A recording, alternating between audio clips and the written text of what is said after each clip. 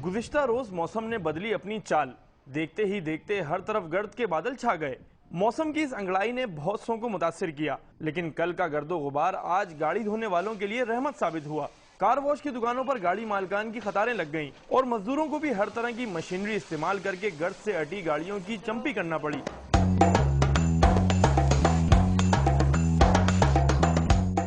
है ना भाई, सफाई हो रही है अच्छी तरह मेरा भाई। हाँ ना भाई, अल्लाह के शुक्र है ना, देता रहा एक मौला वाला रोज ही देता मेरा भाई। तूफान उठा, उसकी वजह से काम आज टाइट आएगा, दबा के काम आएगा और खूब काम करेंगे हम यहाँ पे, नोट छापेंगे। कारोबार का सीजन आए और हद से ज्यादा मुनाफा न कमाया जाए, ऐसा मुमकिन नहीं। कार वॉश के चार्जेस 50 रुपए इजाफा करके 300 से 350 रुपए कर दिए गए।